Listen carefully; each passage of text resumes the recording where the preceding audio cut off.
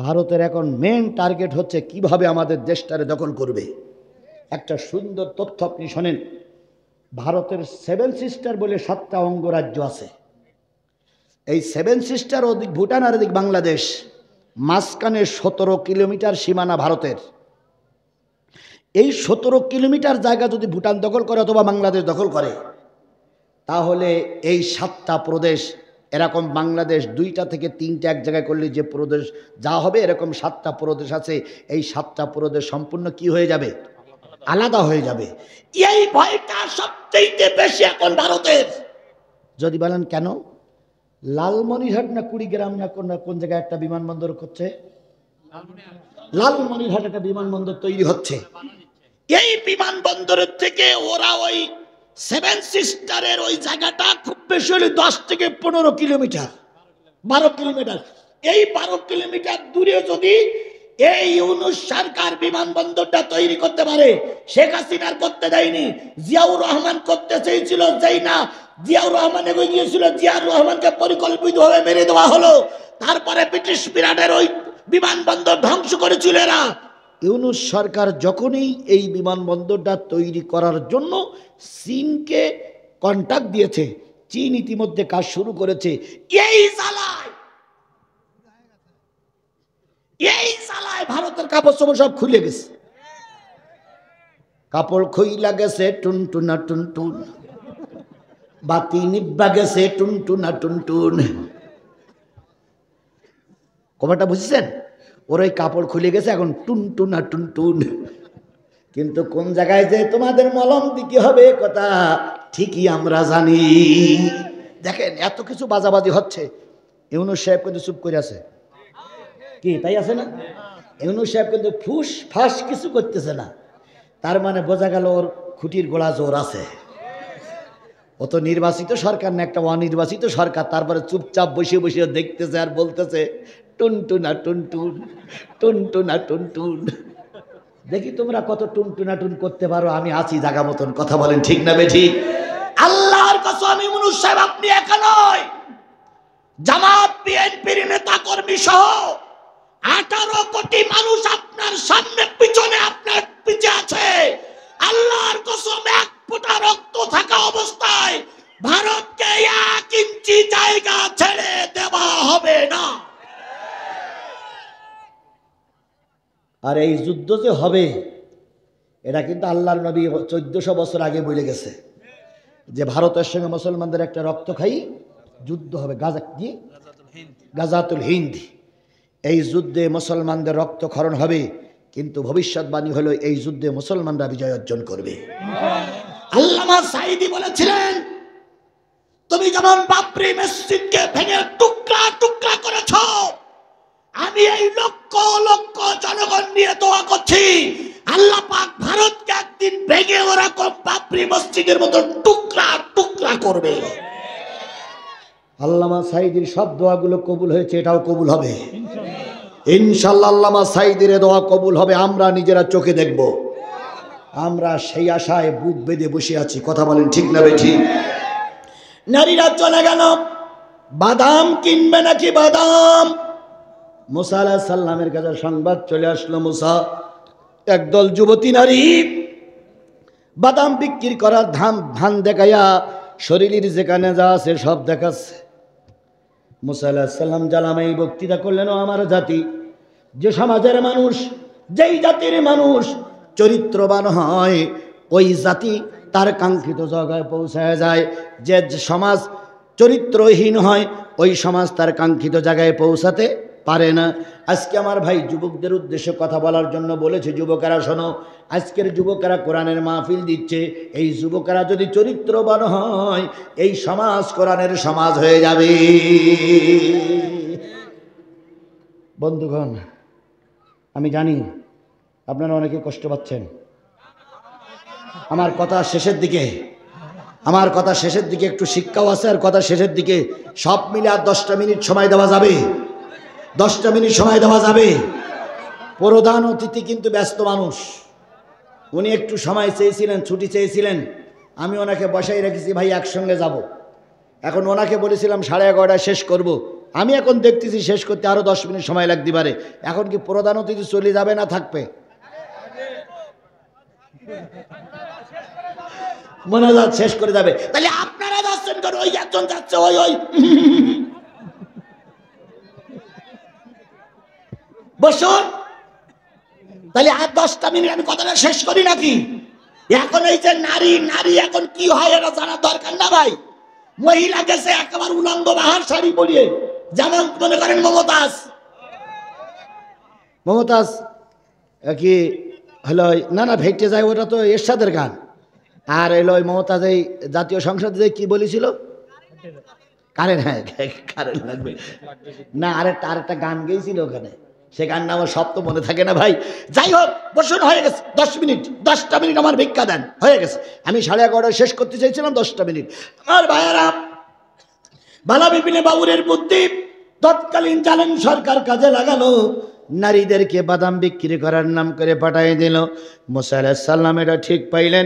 মুসা আলাইহিস সালাম বললেন, হায় রে কপাল পোড়া জাতি, খবরদার জানো এই নারীর দিকে তোরা চোখ মেলে তাকাইস না।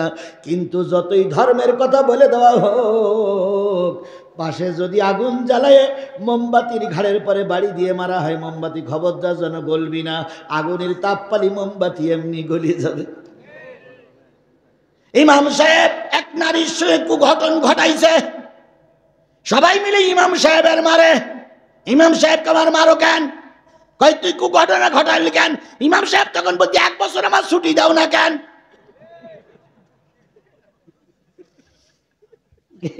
কি বোঝেন না আমার কথা? বোঝেন না? 1 বছর ছুটি দেওয়া না, ও তো লোকের পত্রিকা একটু তাকাবে। প্রতি মাসে 7 দিন 8 দিন করে ছুটি দাও, জীবনের চাহিদাটা মিটিয়ে আসুক, ও জীবনে কারোর বেড়া ভাঙার দিক তাকাবে না। কিন্তু 1 বছর ছুটি দেয় না, হুজুর গায়ে ফুটি দিয়ে জায়গায় ফুটে বইছে। আর এখন দোষ দিচ্ছে হুজুরির। দোষ কি হুজুরির না কমিটির? এই কথা বলেন, দোষ কি হুজুরির না কমিটির? হুজুরির চিন্তা করতে হইতো, তুমি 3 দিন ওই সিলেটে যেই থাকতে পারো না, ওখান থেকে ফোন দাও ম্যাডাম। কারোর সঙ্গে গল্প টল্প করতে চাও না তো, বাড়ির দিকেও আসতেছে না তো, তাহলে 3 দিন তুমি বাড়ি যেই থাকতে পারো, সিলেটে যেই থাকতে বলে নাই ম্যাডামের খোঁজ নাও। আর হুজুর কয় বছর? 1 বছর ছুটি দেয় না, তাহলে ওরও তো মনটা একটু চায়। তাই বলে আবার ইমাম সাহেবরা বুঝেন না যে আপনার সার্টিফিকেট দিয়ে গেলাম, আপনার দুর্নাম হওয়া মানে সমস্ত টুপিওয়ালাদের দুর্নাম হওয়া। কথা বলেন ঠিক না বে ঠিক? তবে এখানে আল্লাহ পাক একটা নিয়ামত দিয়েছে। আদম আলাইহিস সালামকে যখন তৈরি করলেন, আদমের মনটা চাচ্ছিল একটা মেয়ে লোক, কিন্তু মেয়ে লোক পায় না, ঘুমাইছিল। হঠাৎ করে উঠে দেখে যে সবুজ কাপড় পরে এক মেয়ে লোক বসিয়ে আছে। ফেরেশতাদের বলতে পথ থাক। ফেরেশতারা বলতে কেন? কয় ওইটারে ধরবো। ফেরেশতারা বলতে এখনো বিয়ে হয়নি। কয় বিয়ে করার সময় নেই, আগে ধরবো। তাহলে এই যে মেয়ে লোক পুরুষ লোক ধরাধরি, এটা কে আকর্ষণ তৈরি করে দিয়েছে? এই নারীদেরকে পাঠাই দেওয়া হলো, দেওয়ার মূল্য হলো এই পেত্নির বাচ্চা হুজুর। আর আমাদের দেশের এত অঘটন ঘটতেছে, অঘটন ঘটার মূলেই হলো পেত্নির বাচ্চা শেখ হাসিনা। আমাদের দেশটার একটু তো শান্তিতে থাকতে দিতে চাচ্ছে না। মুসা আলাইহিস সালাম ওয়াজ করলেন, কিন্তু ওয়াজে কাজ হইল না। সেনাবাহিনীর 10 জন কর্মকর্তা 10 মেয়ে লোকে নিয়ে ভিতরে ঢুকেছে। ভিতরে ঢুকেই চা খাওয়াচ্ছে কি খাওয়াচ্ছে তার বলে দেওয়ার দরকার নেই, যেহেতু কয় মাস নারী ছাড়া, 6 মাস নারী ছাড়াই আছে। আল্লাহ রাব্বুল আলামিন বলতেছে, সাব মাসালানিল কওমুল লাযীনা কাযাবু বিআয়াতিনা ওয়া আনফুসাহুম কানু ইয়াজলিমুন। জেনে নাও ওই জাতির জন্য সংবাদটা খুবই খারাপ, যে জাতি নিজেরা সব কিছু বোঝার পরে নিজেদের নফসের পরে জুলুম করেছিল, নিজেরা জালেম হয়ে প্রমাণিত হয়ে ওই নারীর সঙ্গে তারা ব্যবহারে জড়িত হয়ে গেল। মুসা আলাইহিস সালাম সংবাদ শুনলেন, 10 জন সেনা কর্মকর্তা কয়জন নারীরে ধরেছে, নিজের কামরার ভিতরে নিয়ে দরজা লক করে দিয়েছে, দরজা বন্ধ করে দিয়েছে। বন্ধ করে তাদের নিজেদের জৈবিক চাহিদা মেটাচ্ছে। মুসা আলাইহিস সালাম এই কথা শোনার পর রাগান্বিত হয়ে দরজার সামনে আসলেন, সৈন্যদেরকে নিয়ে ওই 10 জন নারী পুরুষকে মুসা আলাইহিস সালাম নিজে হাতে ধরলেন। ধরার পরে ওই 10 জন নারী পুরুষকে মেরে শুলি চড়ায়ে ঝুলায় রাখলেন আর বললেন, যেই জাতি আল্লাহর কথা বাদ দিয়ে নফসের বশীভূত হয়ে এরম বিপদের নামে, ওই জাতির এর চাইতে বড় শাস্তি আর কিছু হতে পারে না। এবার বলুন তো, যারা জেনা করলো তারা শাস্তি পেল, যারা যে ব্যক্তি জেনার পথ দেখাই দিল তার শাস্তিটা কেমন হওয়া উচিত? ইসকনের নেতা কি যেন নাম, চিন্ময় দাস, তিনি আমাদের দেশের একজন উকিলকে মারার দায়ে, দেশে অশান্তি বাঁধানোর দায়ে তার যদি জেলে যাওয়া লাগে, কিন্তু চিন্ময় দাস যে যার উস্কানিতে নেমেছিল তার শাস্তিটা কি হওয়া উচিত আল্লাহ পাক এখানেই বলতেছে। সুতরাং এই শাস্তিটা মুসার উত্তরসূরিরা ছাড়া কেউ প্রয়োগ করতে পারবে না। আর মুসার উত্তরসূরি হতে গেলে তার ভিতরে কোরআন হাদিস থাকা লাগবে না, লাগবে না। মামুনুল হক অসুস্থ, শুনেছেন আপনারা? শুনেছেন না? মামুনুল হক অসুস্থ, তাকে দেখতে গিয়েছিলেন বাংলাদেশ জামাত ইসলামের আমির ডাক্তার মোহাম্মদ শফিকুর রহমান। সুবহানাল্লাহ বলবেন না জোরে? সুবহানাল্লাহ, আলহামদুলিল্লাহ। তাকে দেখে ফেরার পথে সরসিনার দরবার শরীফে গেলেন উনি। সরসিনার দরবার শরীফে যে সরসিনার পীর সাহেবের মাথায় একটা চুমা দিলেন।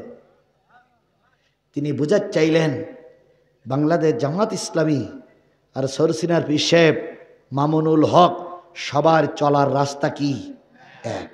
সবার চলার রাস্তা কি? আরো জোরে বলেন, সবার চলার রাস্তা কি?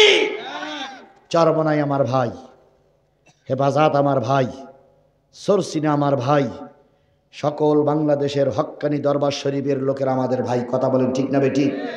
তাবলিগ আমার ভাই। এখন যদি একে অপরের সঙ্গে আমরা ভাগাভাগি করতে চাই, খোদার কসম আমাদের এই দেশে ইসলাম প্রতিষ্ঠা করা সম্ভব নয়। এই জন্য বিএনপি জামাত সহ সবাইকে এখন এক প্ল্যাটফর্মে আসতে হবে। আমার বিএনপির নেতা আমাকে গাড়িতে চড়ে বললেন যে ভাই, মিছিল করে আসলাম ভারতের বিরুদ্ধে, এরকমই করা হবে এখন থেকে। যে দলই আহ্বান করুক, বিএনপি আহ্বান করেছে সন্ত্রাসী ভারতের বিরুদ্ধে মিছিল হবে, এখানে জামাত বিএনপির দেখার সময় নেই, সবাইকে মিছিল অংশগ্রহণ করতে হবে।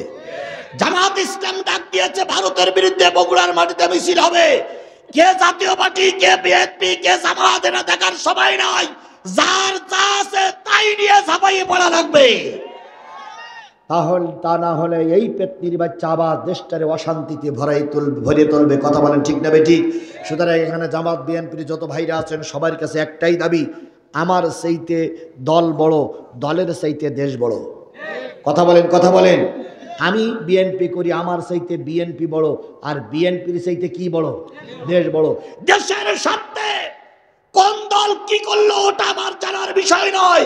আমি দেশের স্বার্থে বুকের তাজা রক্ত দিয়ে রাজপথে নামবো, এটাই এখন জাতির কাছে সবচাইতে বড় চাওয়া।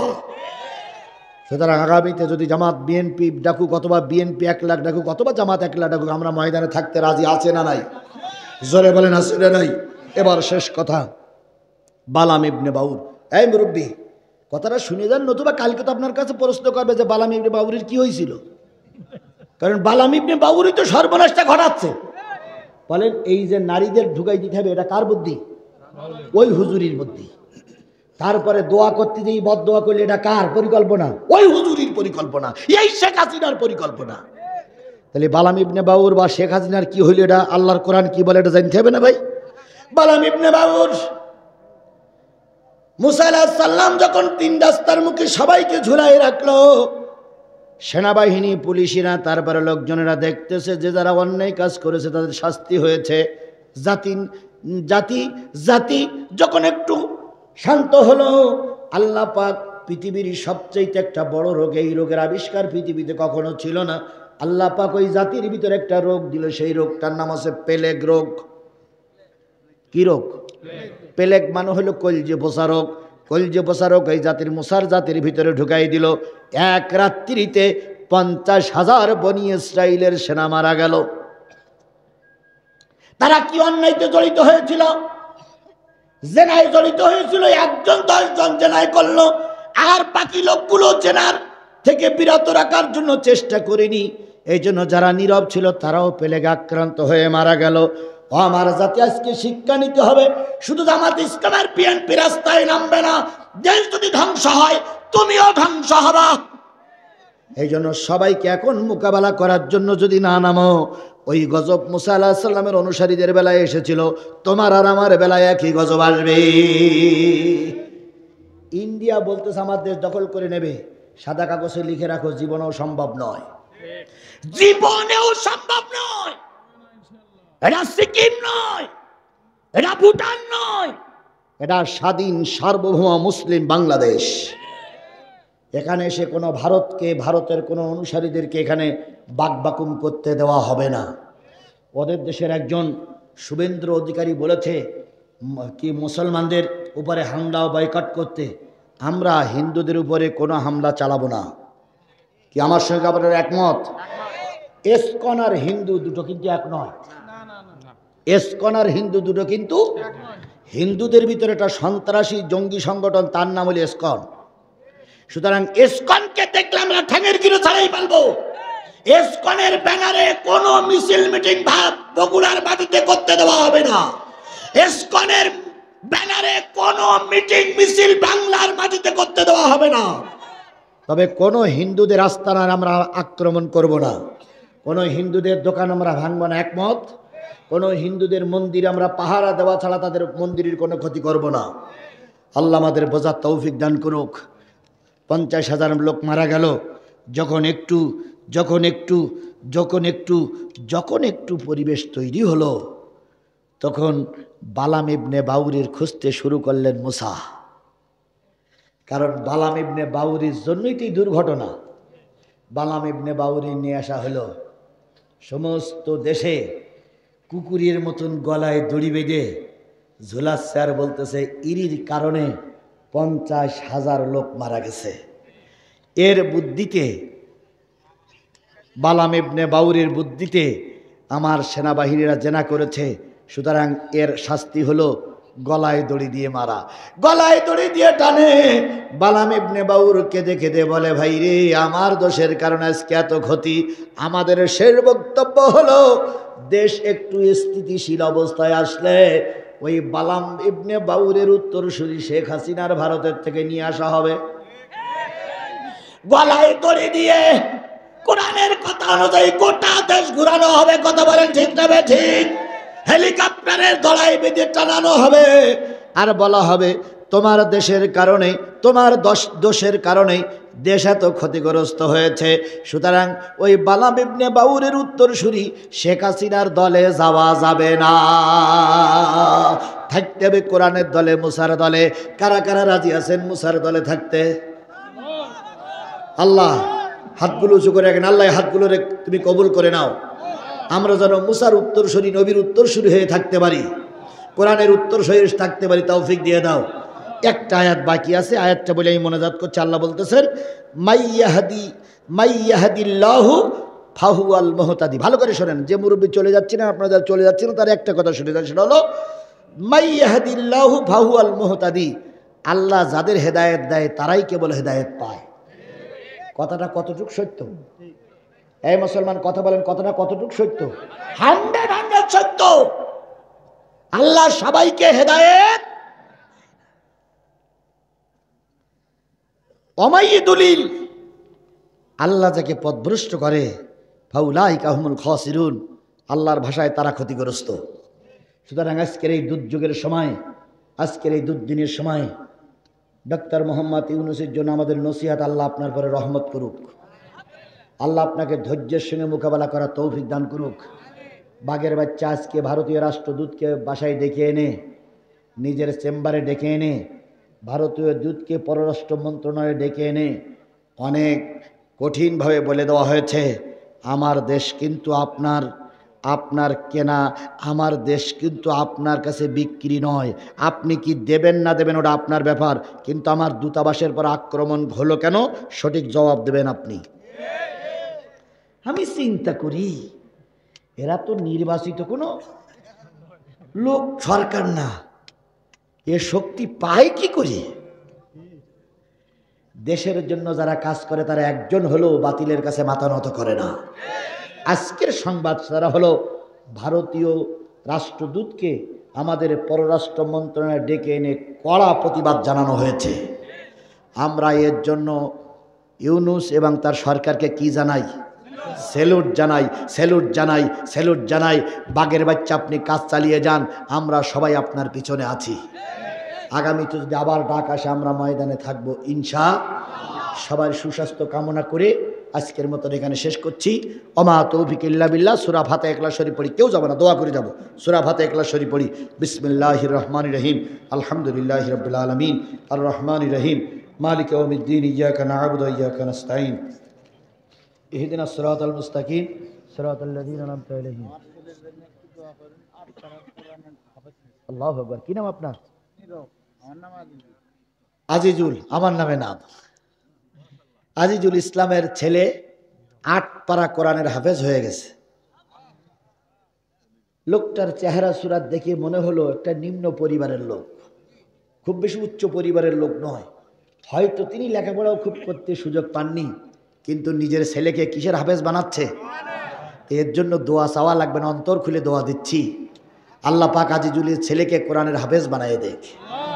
সবাই মিলে বলুন আস্তাগফিরুল্লাহ রব্বি মিন কুল্লে জামবেও ওয়া আতুবু ইলাইহি লা হাওলা ওয়ালা কুওয়াতা ইল্লা বিল্লাহিল আলিয়্যিল আযীম। আর কারোর কোনো কথা?